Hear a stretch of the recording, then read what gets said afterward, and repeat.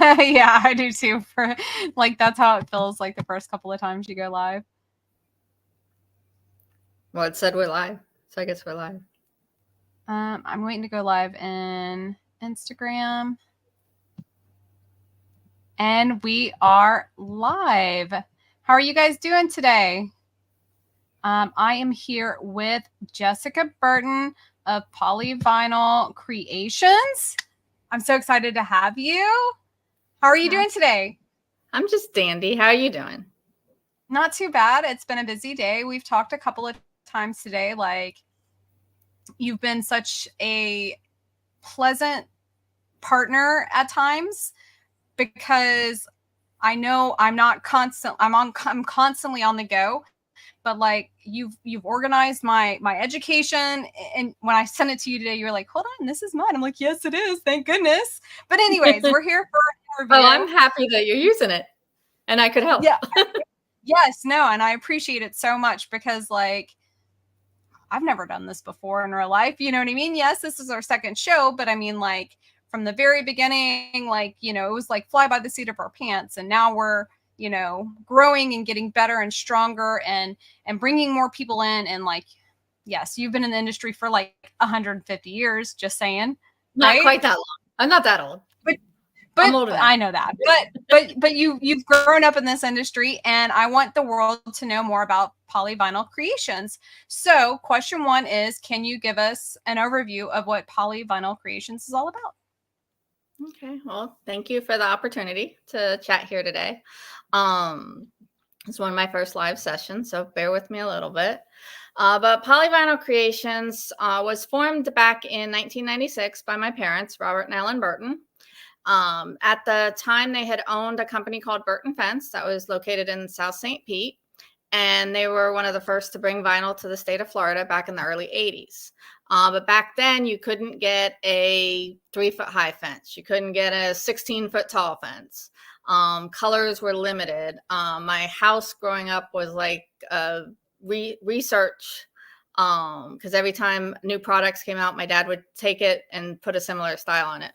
So Polyvinyl Creation started in 1996 as a way for us to offer customization as well as standard products to primarily the fence industry, and we've grown more into outdoor living, but specifically through trade contractors. Because my dad was born and raised as a fence contractor since the 1960s. My mom was his first helper. Similar story to many people in the industry. And then I grew up with that. And I would be in TV commercials with the retail company growing up, and I made their first website when I was in college. And my dad's like, somebody said I need a website. I don't know what that is, but you're in college, make one. So I've really grown up with the company and officially joined in 2001. In June, after I graduated with my bachelor's at the University of Florida. Go Gators. College school, and just really worked on developing and continuing to grow Polyvinyl with a lot of the original integrity and foundations that my parents set forward, but expanding it more into an entire outdoor living. So it's not just fence, deck, railing, garden products, outdoor structures, with the trade in mind and bettering the industry. I grew up with IFIA, AFA. I followed FWA since Brian first came out with it. And I'm a women business enterprise, women owned small business. We are officially certified and recognized on that level, and just try to do whatever we can. We have multiple locations throughout the Southeast. We ship nationwide. We have a ton of product down in the Caribbean and export and stuff like that. So we're just here to, help people one fence or outdoor living concept at a time. I love that. We've had this conversation about the whole outdoor living and how like I want to like redefine the word fence, and like I feel like you're already there, like you're already living it like 100%. I dig that. So the next question I have for you is, will you be doing any education sessions at the Fence Show and Security Expo this year? Well, being that I helped you a little bit with the tracks, I will be. I'm actually excited to get back involved. I chose to step away from some stuff for a little bit, and it's really the time now to get back involved. And so I will be doing 3 different educational sessions at the Fence Show. I'm very excited about it. One will be regarding, unemployment claims and how to handle them. I'm crazy with documentation, and that's what usually wins those claims. Yep.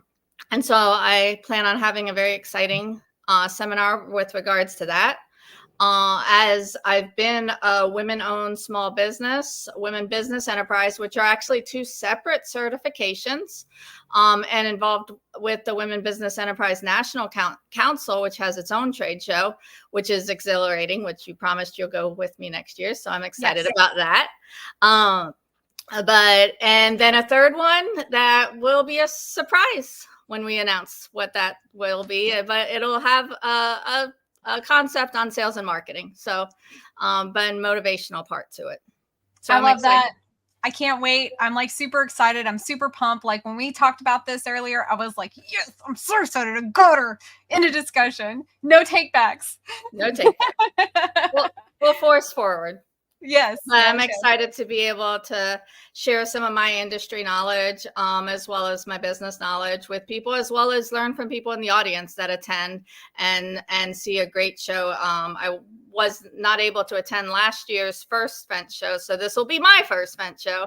But we are exhibiting. We'll be at the education sessions, and I plan to let myself be known a little bit. I've been a little too quiet the last few years. And those who know me know I'm not very quiet. Exactly. Welcome back. That's what it's all about. Well, that's what it's all about, for real. Okay, so since you're coming back, it's going to be your first time at the Fence Show. What can we expect to see at your booth this year? It is going to be about outdoor living and expanding that whole word fence. We have some designs that we're finishing up, but I am going to leave a little bit to the imagination, but we'll be able to be like kids in a playground. So it'll be fun. It's meant to be a fun, motivational, exhilarating booth to show, that we can have some fun with a lot of work too, but you got to have a little fun in life as well. Yes. Sweet. Well, I'm super excited. Those are all the questions I have for you today. Is there anything you would like to say before I bring Veronica on and pop you down? No, it's been a great pleasure starting to get back involved and getting to know all of you. And I'm excited for what the future holds for both myself, my employees, the company, our customers, and growing and being able to help people. I do jump in from time to time throughout the various industry groups with some thoughts and advice, and people can reach out to me anytime. And I just appreciate that. Thank you so much for your support. Absolutely. I appreciate the support you provide, Jessica, and I will talk to you soon. You have a great rest of your evening, okay? You too. Thank you. Veronica. Woo-hoo. Yes. What are we talking about tonight? You decided we wouldn't talk about nothing. I just erased it. I got rid of it because Michaela was like, thank you, Jessica. Yes. Yes. Thank you, Jessica. It is super exciting to see other women and what they're doing and the other associations that she's involved in and pushing that. Like, that's really what this is all about. And that's so awesome. Like, I'm so excited. Well, did you see she's doing an entire education session on being a woman-owned business and how to do all that paperwork and stuff like that? Like, that's valuable. Absolutely. Well, there's, I even have friendships in this industry with women that, are fully capable of starting their own company and going down this road. We actually have another member of Women of FWA who she did just that.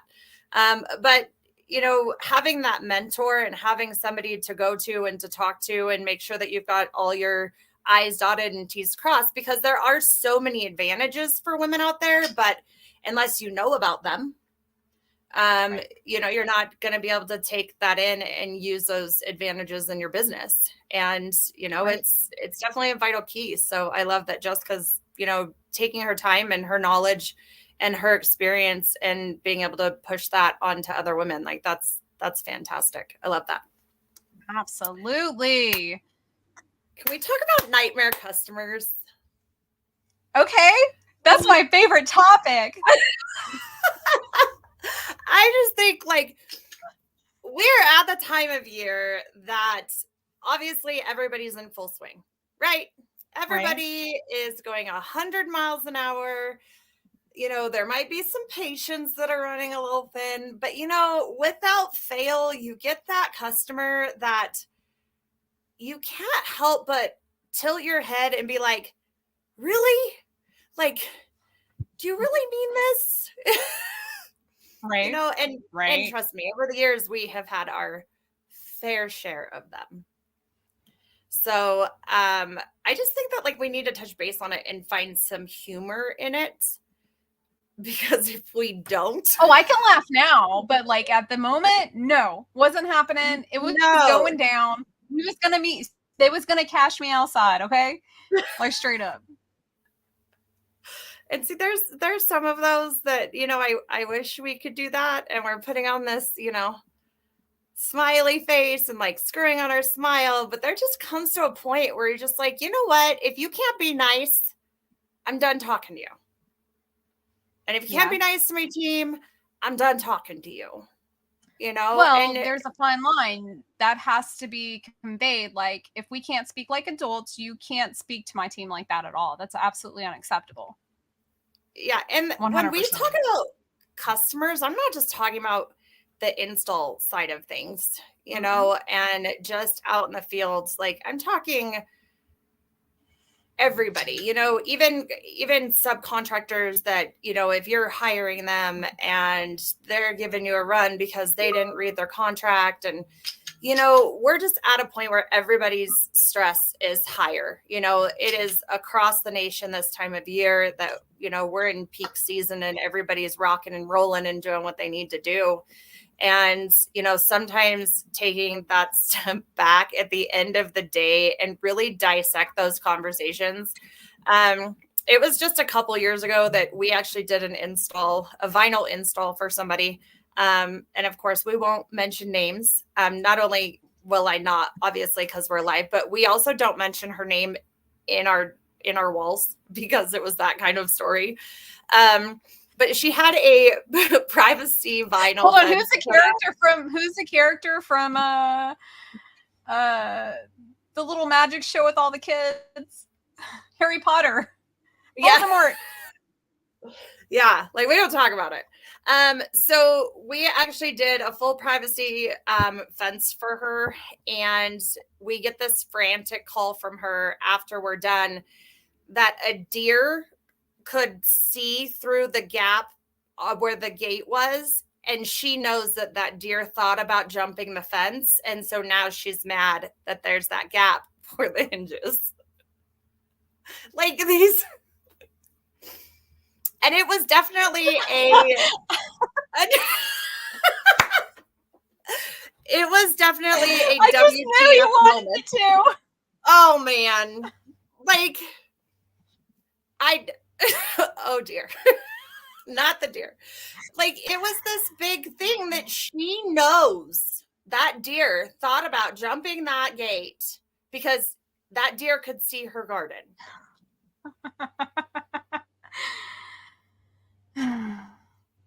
Okay. So in the moment, again, how do you handle that? I mean, because her feelings are valid. It's genuinely how she felt. She wasn't faking how she felt. But how do you respond to that? I'll be more than happy to send you without laughing hysterically in her face. We'll take out your gate and you're not going to have access to your backyard. There's no way to close off that gap with hinges. Like there's a latch. There's things that go into a gate. Like yes. But yes, these are things that we run into. I'm sure there are people that are watching this live that have ran into the neighbors running out and saying, no, this is my fence. You know, you're not allowed to touch it, which obviously, you know, we have discussed on numerous occasions about having terms and conditions and your contract, and having, you know, yourself covered on that. But what about the customer that signs an estimate saying that they agree to removal and disposal, and they come home from work and they're mad because their fence is now in the landfill and What they do you want it mean? back? The old Why do they fence want it that back? it's theirs. What are they going to do with it? Okay, so I moved into the house that I'm in now, and there are chunks of fence in the back shed, and I'm like, what do we do with this? This needs to go to a landfill. Right. Is it customers of a certain age who want to keep it? No. And this is not a one-off thing. Like, this is something that we have ran into several times, you know, and it does say removal and disposal of existing fence, and then, you know, installation of da da da da da da da da da da da da. So they get home from work and their fence is gone, and they want it back. What do? Like, You what just go get it? No. I'm not going to the landfill to get their fence. I'm a gonna little show them confused about the today's exit. topic. These are It customer sounds like praise. it sounds like Veronica's frustration venting session. No, and I'll tell you what, these are not even customers that we've dealt with this year. These are, I mean, we're talking about just overall. Explain. Yes. You should have and written have the signature. Yeah. But you also probably need to read some of your contract to people. How long is the contract? I sent you a contract today. It was 1 page long. Well, our terms and conditions is 1 page. So they have to sign terms and conditions, and then they also have to sign the estimate. And the estimate does say removal and disposal of existing fence. And then the description of work we're doing with the price. So they're really signing off on it a couple times. Yeah. But these are, you know, the reason I wanted to bring this up is this is, you know, this time of year where you run into these kinds of requests and phone calls and irritation. And sometimes instead of getting irritated and having a knee-jerk reaction, step back and look at the whole situation and laugh. Because if your contract documents are right, if your documentation's right, your communication's right, they really don't have a leg to stand on. But we really do need to find some humor in some of these. They don't have a leg to stand on. They don't have a leg to stand on like in court, but that doesn't mean that they can't attack your Google listing. They can't attack any type of. So yeah, I'm not. I come back and see it from right, and I agree with you. You shouldn't be, but I mean, like, I think you should take every bad situation and use it as an opportunity. Right? This is where the customer service comes in. This is where that is really, really important. You know, acknowledging the problem. 90% of people just want to be heard, right? They want to complain about what the situation is. And once they tell the whole story to the highest person on the scale, by the time they get up there, they're kind of over it. That is true, or the opposite has happened. By the time they land on my phone, now they are 17 shades of pissed instead of just 5. Is that because your team didn't handle it properly, or? No, because they feel like they've just got to keep going up and up and up. You know, they're, you know, my team's like, sorry, this was, you know, in your proposal. And then they're like, well, I'm going to call somebody else, or then I'm going to call somebody else, or then I'm going to call somebody else. So really how we handled it, you know, as a team is one thing. What I really want to say is sometimes internally, you guys need to take these moments during this time of year and really try to find some humor in it. I'm not saying take it back to the customer, you know, and laugh in the customer's face, but really at the end of the day, because our first reaction is always WTF. Like, is this really something I have to deal with right now? I don't have time for this, or, you know, we're busy, or like, you know, just get it off your plate. But I think right now during this time of the year, we need to find as much humor and laughter and as much as we possibly can. And that's really where yeah. I'm getting at, because it's so easy to have that knee-jerk reaction about it and add it to the plate of frustrations and being pissed. And, you know, at the end of the day, you're taking all that home. So we really, we really try to take that minute. We're like, can we just laugh about this for a minute? Because I'm super like, did this really happen? And sometimes it feels like the Twilight Zone. No, Sometimes it definitely feels like the Twilight Zone.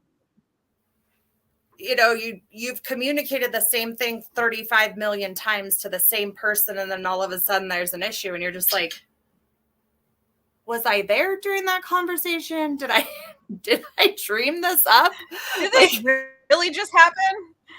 Yes. I can't be the only one, Susan. I can't be the only one that gets off you're the not. phone. You're not. Like, I've got horror stories from working in hotels, restaurants, horror stories from working in wholesale distribution, horror stories from working on the fin show and security side. Like, yeah, I understand. I see. okay, so I want to know, like, what is your most memorable customer, regardless of what industry you were in, like that WTF initial reaction, and at the end of it, you're just dying laughing about it. Like, there has to be one. It's not like a horror story, but it's a pretty funny story. Okay, so I like to indulge in the adult beverage from time to time. No, say it ain't so.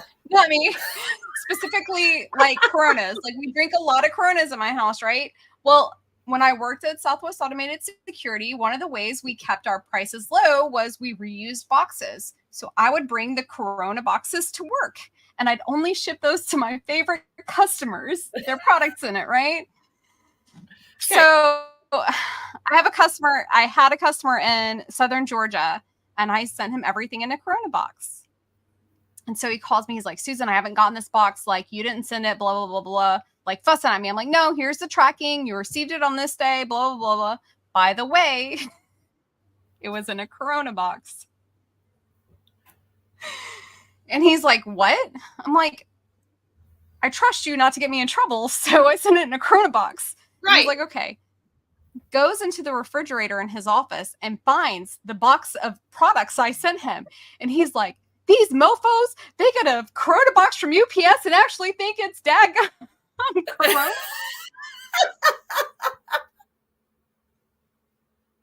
I'll never forget that. His parts, though, are chilled to perfection. They're not going to overheat. Definitely. But might not have gotten the job done had he not thought, let me go look in the fridge. Yeah. Or highly disappointed when he's like, let me go in the fridge and get a cold one. Yeah, if he really thought there was a box of Corona in there, and then all of a sudden there's parts. That would be so disappointing. I would that'd be disappointing as well. Yeah. Yeah. Then I would be on two levels of disappointed. One, there was no cold beer, and two, I didn't get my package. Now my parts are late. No, seriously. That was one of my favorite stories, like, for sure. What about you? You know, the deer through the fence. That is a story that will go down in the SWI history books. And it has been an ongoing joke for a long time. Once it happened, because it was just one of those that you're just like, what? You know, of course, I mean, you know, we made it right. We made the customer happy, but it's still one of those that you question. We have some, you know, pretty different characters as far as customers in certain parts of Wyoming. You know, it's very remote out here. According to Southwest Airlines, we don't exist, which is fine by us.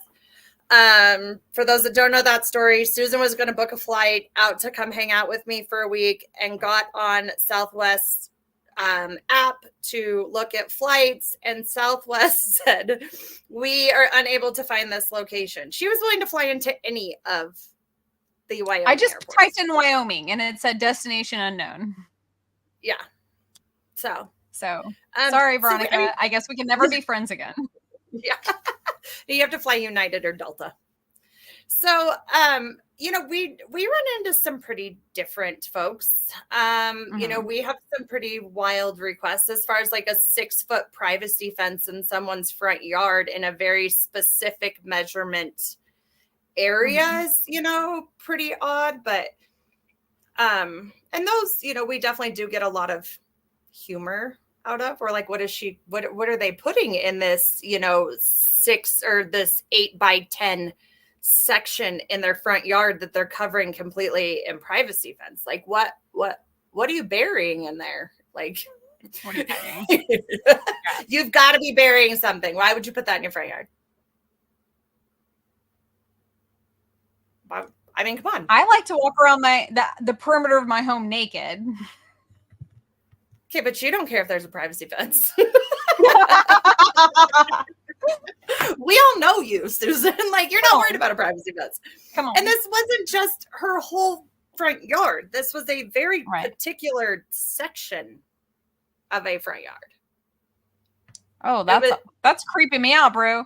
You just assisted someone in the murder of someone else. Probably of their husband. Like, I don't know. Have you looked up any reports lately?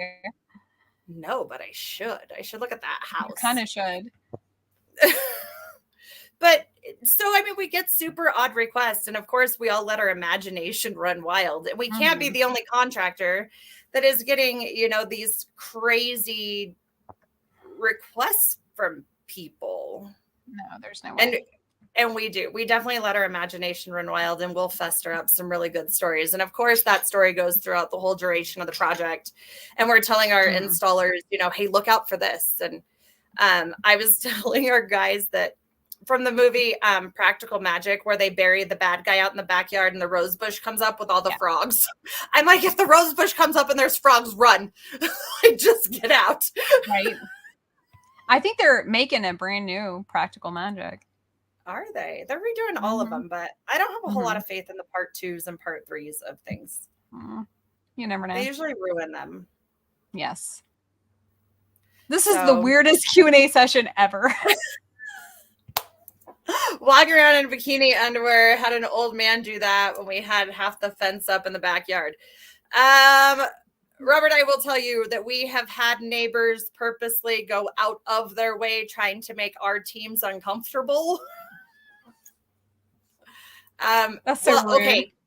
Let me back up. I would like to believe that they're going out of their way to make our teams feel uncomfortable. But then the more I think about it, our customer is probably paying for this fence because their neighbors do those kinds of things on a regular basis. So these are things we have to think about. And when they say that a fence makes good neighbors, like, I saw a meme the other day that said if you sunbathe naked in your backyard, you are most likely going to get a free fence. That I could see now that's going to be Brian's next meme on the Las Vegas fence page. Like, watch him take out a full page ad in the Review Journal in Las Vegas for advertising. Seriously. I could see him do it. Okay, so I have a little bit of news, or I don't know, business to handle before we kind of cut out. Because of 4th of July holiday next week, I pushed off our meeting by 1 week. So the Women of FWA meeting will be on July 18th. We will send out links and post it everywhere. But if you go to womenfwa.com and join, it's a lot easier for me to send you the email like on time, guaranteed. You mean Veronica, what about you? To get in there and send out the email? Somebody, a grown-up. So we did have our Women of FWA happy hour. It was great. It was good to chat. There were a magnitude of different conversations that I'm glad were not recorded. Mostly hosted by, this right here. The warning label. The warning label. So that was super, super awesome. Women, I don't know why my lighting just got so weird.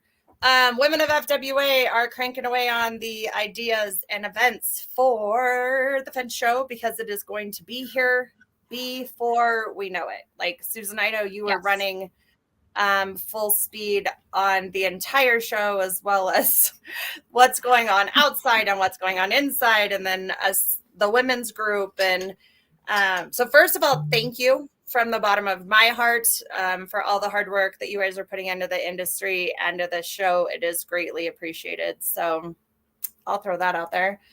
I'm excited about the Fun Show this year. I think that the entire FWA team being able to take a breath this year and actually enjoy it, because the first one's over, is super exciting. That's cute. Anyways, not you. I mean, I really mean Yadira. I really meant Yadira, because we didn't see Yadira all last year. So you see that? I talked to this wonderful lady today. I'm getting one. You're getting one. I'm not sure who all. Can't wait for September. FWA strong. Yes, Michaela. Yes. So since we'll touch base on Mary's comments, Mary called Susan and I back. Shoot, when was that? March?